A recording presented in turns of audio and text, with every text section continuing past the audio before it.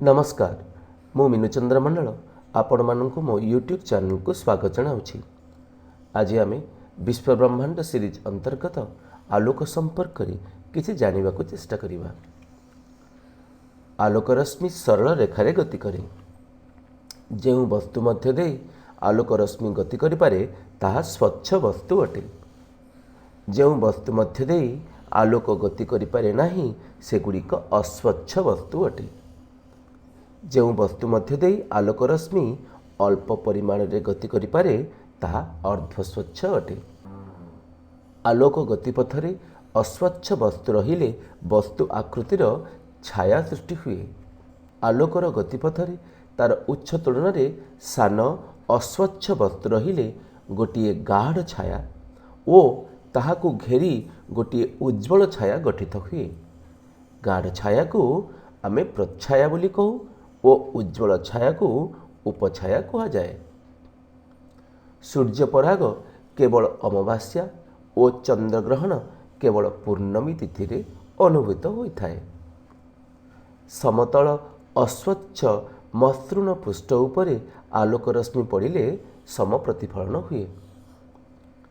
समतल दर्पण रे प्रतिबिंबर आकार और दूरता वस्तुर आकार और दूरता सह समान। यही प्रतिबिंब अवास्तव बा आभासी अटे। दुईटी आलोक दर्पण रे बहु प्रतिबिंब गठित हुए। बहु प्रतिबिंबर संख्या जानिबा पाई आमे 360 डिग्री को आनत दर्पण अंतर्गत कोण द्वारा विभाज्य करी सेथिरु एक वियोग करिबा उचित।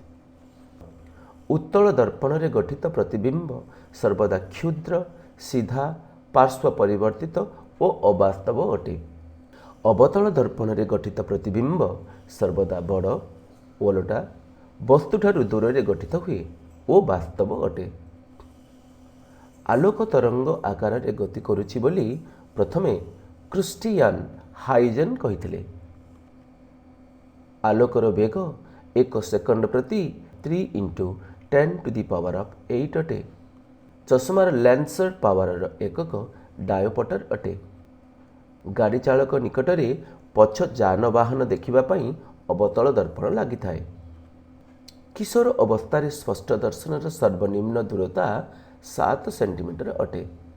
दुईटी समांतर दर्पण मध्य वस्तुटीए रखिले गठित प्रतिबिंब संख्या असंख्य अटे।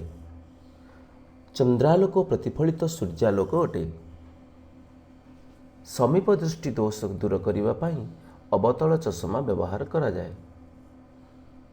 टॉर्च लाइट रे अवतल फलक व्यवहार करा जाए। आपण माने धैर्यर सहित एई वीडियोटी देखिथिबा हेतु आपण मानकु धन्यवाद।